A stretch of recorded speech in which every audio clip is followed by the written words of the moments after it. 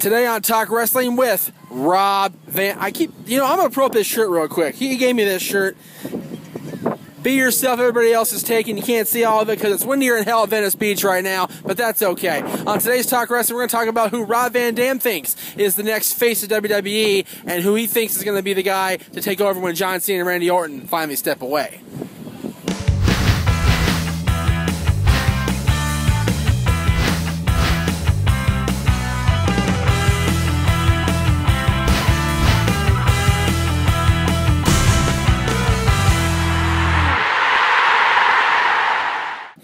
You causing trouble? He's doing my thumbs. He has been. We've been watching RVD stuff all week because he knows who you are.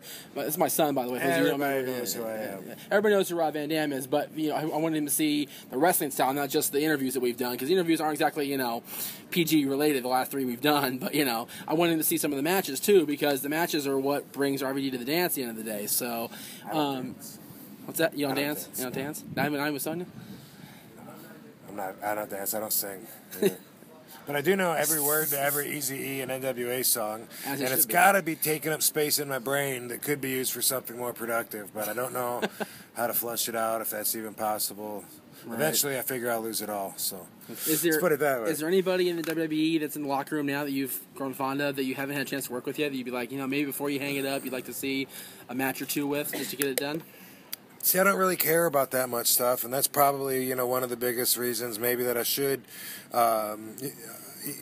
move on, with my energies and stuff, because, a lot of people do want that and are hungry and more excited about that stuff than me. But I've always kind of been like that. I've never really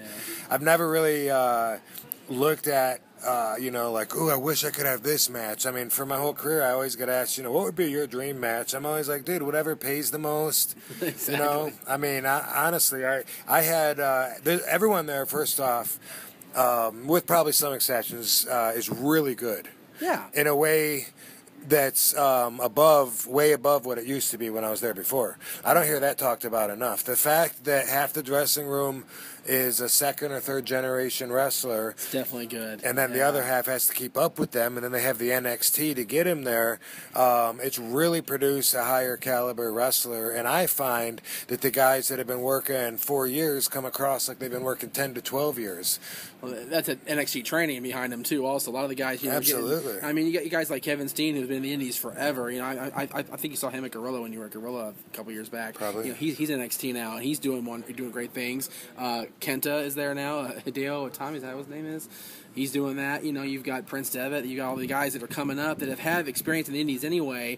They're much like you had the ECW years for 5 years going into WWE. You had that experience of working full tilt with everybody, where you right away, we talked about this before, had to tone yourself down a little bit to the WWE TV's time as opposed to doing your regular stuff. That's why the hardcore division was so ideal for you, because you could do whatever you wanted. And now, the kids that are there now, they do have the training behind them, but you still talk about 5-minute matches. You can't do a hell of a whole lot, unfortunately. So everybody's really good, and also the industry, the style now that is there, that's the standard that's been set every week by WWE for everyone else in every level of the business, is a hybrid that I helped bring to the table. Absolutely. All these wrestlers that are in WWE now, they grew up watching me. And a lot of them have told me that and put it into perspective for me. Back in the day, when I got into the business, there was still so many different styles. And for many years, there was Japanese style and Mexican style. And even in the States, there's Deep South wrestling. Then you got like the Northeast style, which is totally different. And, after ECW helped jump a bunch of fences and go to places that haven't been explored before, they brought that style of wrestling to the mainstream. WCW kind of ripped them off, hired all those Mexican guys and Japanese guys back. But what we have now is a much different product. I grew up watching 300-pound wrestlers that didn't really leave the ground that often. That's why I was so fascinated by Leaping Lanny Poffo. You know, I didn't even hardly notice he got beat all the time, but as a fan, I pulled for him because he did flying head scissors and monkey flips, and that captured my imagination. I like to. I'll compare it to mixed martial arts. When UFC first came out, it was about what would happen if a boxer fought a judo guy. What would happen if a Kenpo master fought someone from Taekwondo? You know, that's what the first UFCs were. Right. Eventually, we learned what really works and what doesn't work in a real fight, crossing all this, you know, and the jiu-jitsu kind of, you know, was one of the most dominant ones that kind of got mixed with everything else. And then just the hybrid of MMA was born. It didn't used to be.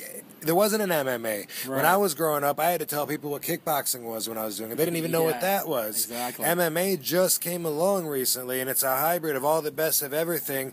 And, you know, as is necessary with evolution, wrestling has done the same thing. So back in the day, in the 80s, wrestlers like Bret Hart and Shawn Michaels, they were too small to even be single competitors. They had to be tag team partners. That's how WWF looked at the wrestler. They wanted the big raw, and it was a slower, lazier style that got over back then. And now you see a lot of guys that are smaller that can really move and, doing flips and kicks and whatever all over the place. And it just so happens to be that's what wrestling has evolved into. And I openly accept my page in history as far as that goes. So as far as looking at these guys,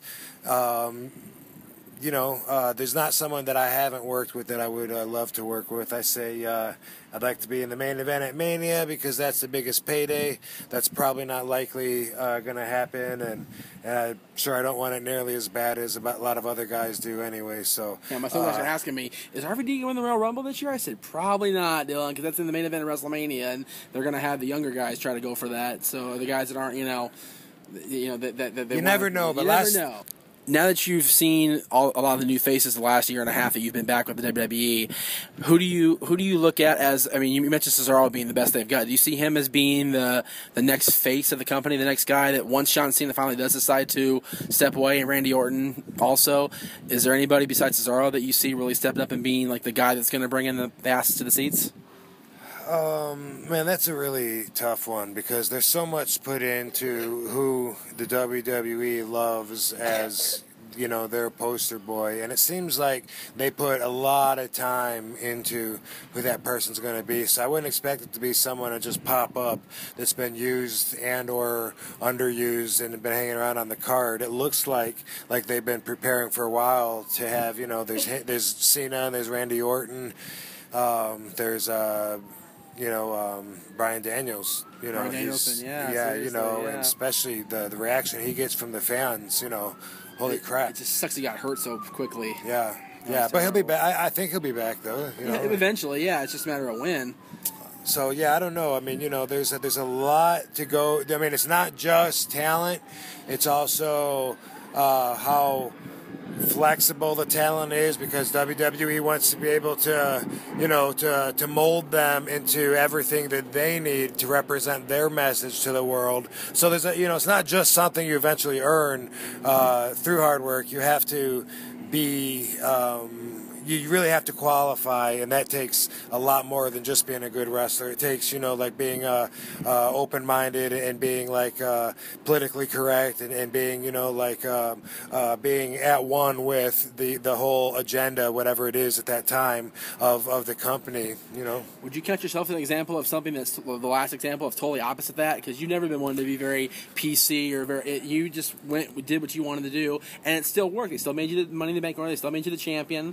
And you got the run that you got. We talked about that the last time I talked to you. The run only ended because of what happened. But, again, you're one of the few guys left that's refused to totally conform to what WWE wanted to do. And you've still been a great success over the years. Which is why I gave you my nonconformity shirt. That's right. Side project. I will show that later. I'll show that to you later. I'm the nonconformity ninja. Nonconformity.ninja has all those shirts. It's not even it's not so much a refusal to conform as it is an inability. It's just I honestly don't know any other way to be but than to be myself. I don't know if that sounds too much like a Buddhist expression out there, but it's really my perspective of life. All right, any last plugs? You want to plug your tweet secret one more time before we take off? Yeah, this is my fan club, tweetsecret.com/Rob Van Dam. It's a cool page. It has like little previews that are a couple seconds long of the videos that I'm shooting. So you'll totally get it, and you'll understand what we're talking about. I always say go to robvandam.com for everything RVD, because that's where I have links to my Twitter and Facebook and my audio blogs and my web show, RVD Live, 2 to 3 on BeReal.tv. RVD, BeReal TV, PST, Pacific Time Zone. Always Pacific Time for Rob Van Dam, always. Yeah. That's going to do it for Talk Wrestling. We will see you guys next time. Yeah, what he said. Buy my comic book. Oh, I got T-shirts. T-shirts. Everything RobVanDam.com. Everything's there. Everything's there. Everything's there.